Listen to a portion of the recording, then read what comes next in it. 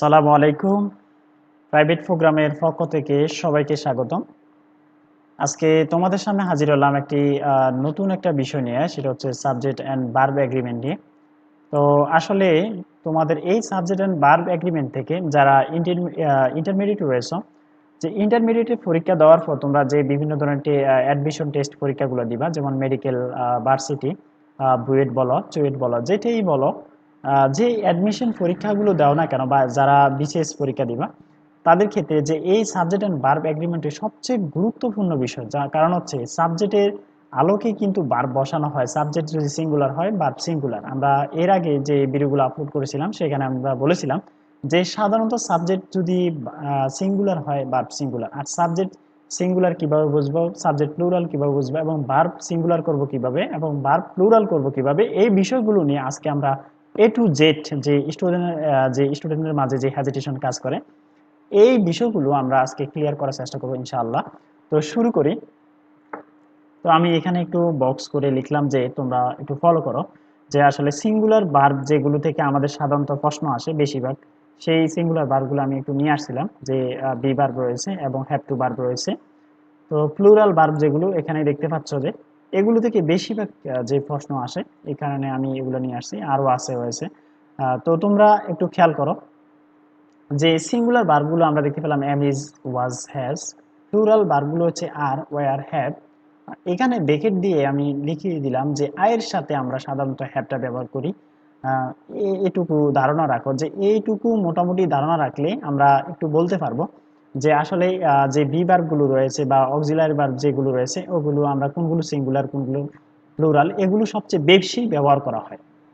এবং কি মূল ভার্বের সাথে কখন এস বা ইয়ে যুক্ত করলে সিঙ্গুলার হয়ে যায়, এটা বিষয়টা আমরা ক্লিয়ার করি।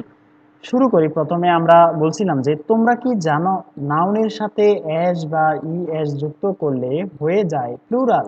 কিভাবে? আমরা এই বিষয়টা একটু ধারণা নেই, আসলে আমাদের নাউনের সাথে কিভাবে এস বা ইয়ে যুক্ত করলে সেটা প্লুরাল কাজ করে।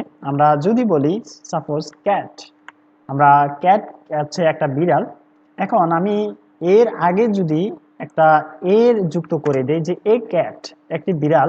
এখন এটা দেখো তো তোমার কাছে কি সিঙ্গুলার মনে হয় নাকি প্লুরাল মনে হয়? নিশ্চয়ই একটা বিড়ালকে বোঝানো হয়েছে, অনির্দিষ্ট হলেও কিন্তু একটা বিড়ালকে নির্দিষ্ট বলা হয়েছে যে আসলে একটা বিড়াল। তো এখন আমি যদি সাপোজ এই ক্যাট শব্দটি আলাদাভাবে আমি এর সাথে অ্যাস বা কোনো আর্টিকেল ইউজ না করি এর আগে, তাহলে তোমরা কি বলবা এটা, যে এই ক্যাটটা কি? তোমরা নিশ্চয়ই জানবে যে সেন্টেন্সে যখন কোনো নাউন কোনো অ্যাস বা ইয়ের যুক্ত ছাড়া বসে, তখন সেটাকে আমরা সিঙ্গুলার হিসাবে ধরে নিব। এটা মনে রাখবে যে এটা আমরা নাউনকে সিঙ্গুলার হিসাবে ধরে নিব। আর যখন আমাদের এই নাউনের সাথে অ্যাস বা ইয়ে যুক্ত করে দেই, তখনই সেটা হয়ে যাবে প্লুরাল। এই তিনটা স্টেপ যদি মনে রাখতে পারো তোমরা, যে সাবজেক্ট অ্যান্ড ভার্ব এগ্রিমেন্ট থেকে যেই কোনো প্রশ্ন আসুক না কেন, সেই যে ড্যাশ চিহ্নতে তোমরা এই সাবজেক্ট আলোকে তোমরা ভার্বটি বসাতে পারবে। তো আমরা প্রথমে ডেফিনিটলি ভাবে আমরা বলতে পারি যে সিঙ্গুলার কখন হয়, প্লুরাল কখন হয়। অ্যাস বা ইয়ে যুক্ত করলে সেটা হয়ে যায় প্লুরাল। আর শুধুমাত্র যদি একটি ওয়ার্ড বসে নাউন, সেটা সাধারণত আমরা জেনারেলি ভাবে সেন্টেন্স, সেটা আমরা সিঙ্গুলার হিসেবে ধরে নিব। সাপোজ আমি যদি একটা উদাহরণ দিচ্ছি, তোমরা একটু ফলো করো, যে করিম ড্যাশ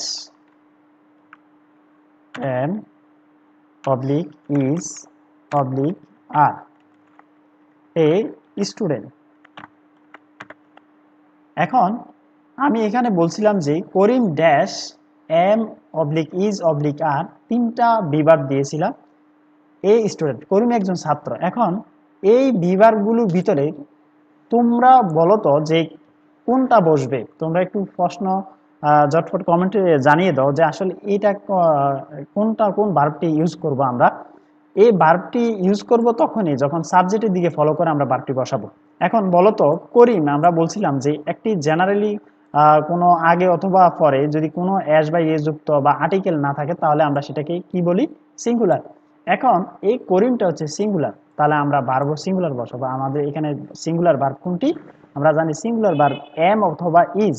আমরা জানি এমটি ব্যবহার করা হয় আয়ের সাথে, আর ইজটা ব্যবহার করা হয় কর্তা যদি থার্ড পারসন হয়, যেমন থার্ড পারসন করিম, রহিম, হি, এগুলো হচ্ছে থার্ড পারসন, মানে হচ্ছে third person singular. Third person কিন্তু প্লুরাল যে রয়েছে, প্লুরাল আমরা জানি যেগুলো হচ্ছে আমরা দে, তাহারা, মেনি, অনেক, হ্যাঁ, এগুলো হচ্ছে প্লুরাল।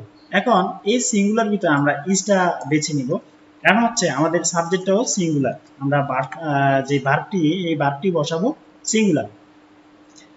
এখন আসি, আমরা একটু মজার বিষয় বলি, সেটা হচ্ছে কিছু কিছু ওয়ার্ড রয়েছে যেগুলো দেখতে প্লুরাল হলেও সেটাকে আমরা সিঙ্গুলার নাউন হিসেবে ধরে নেব।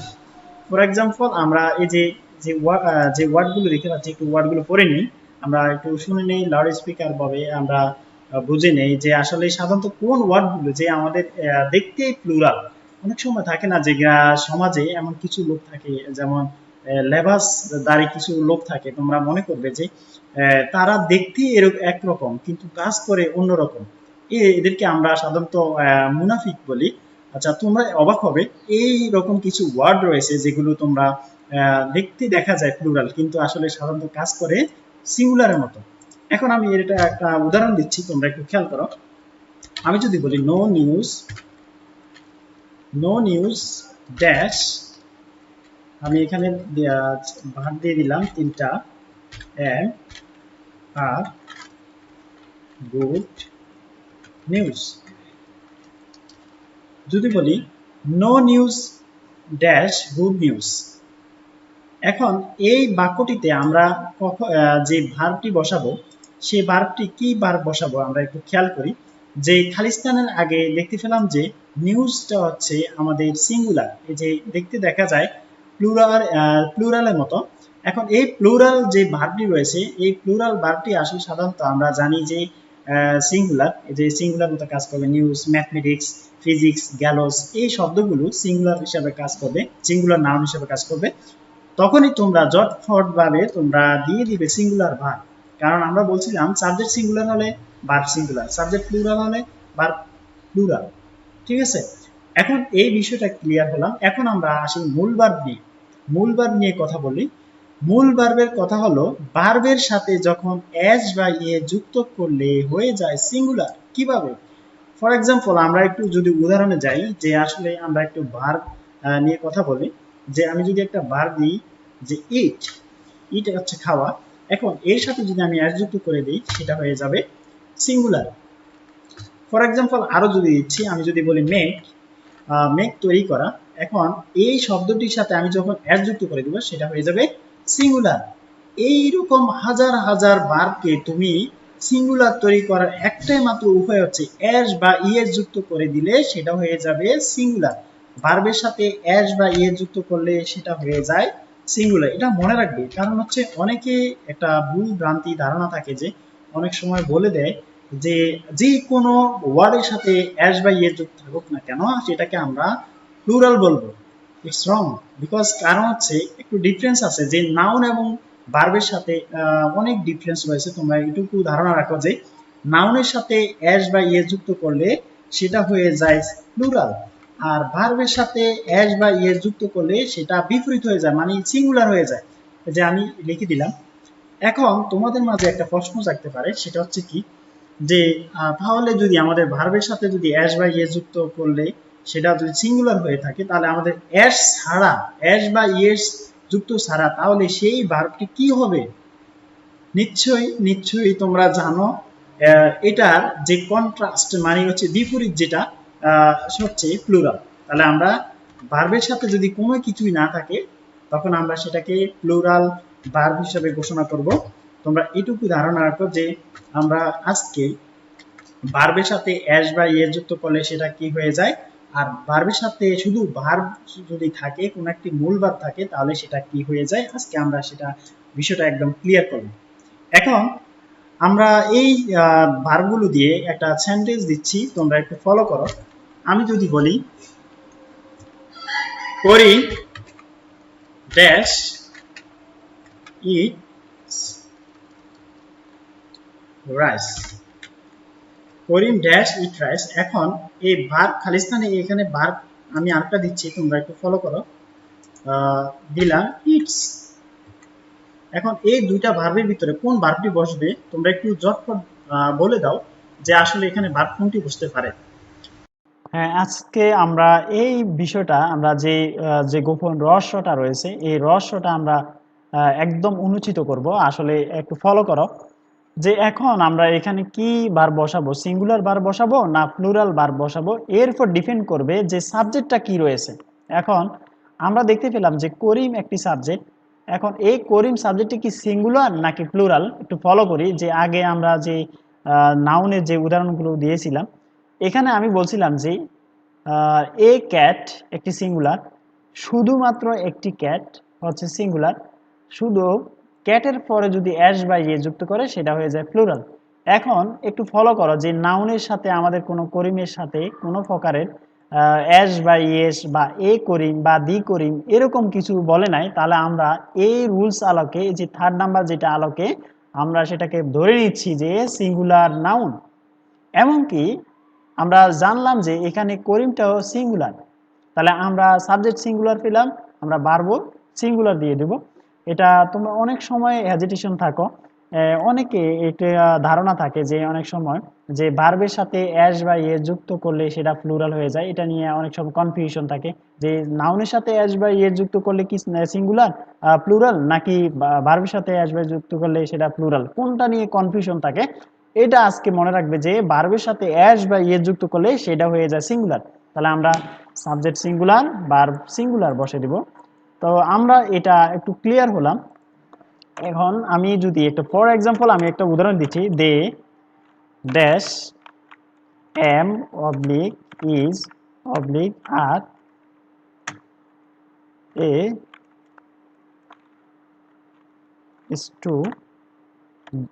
স্টুডেন্টস।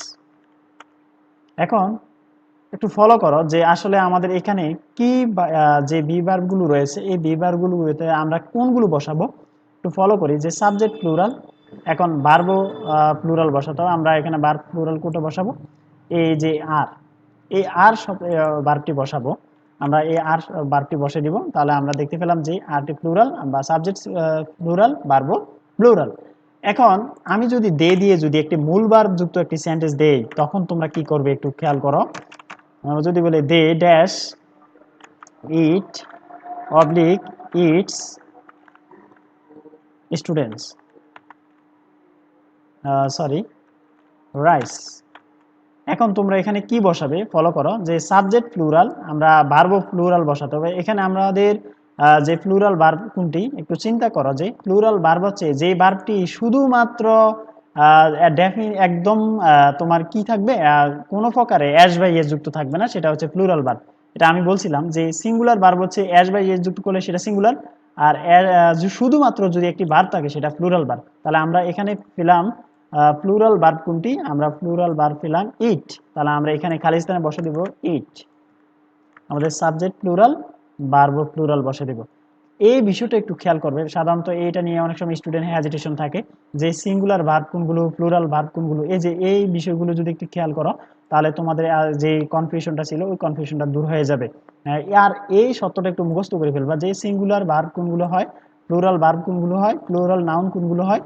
এই বিষয়টা যদি একটু ধারণা রাখো তাহলে তোমাদের একদম ক্লিয়ার হয়ে যাবে।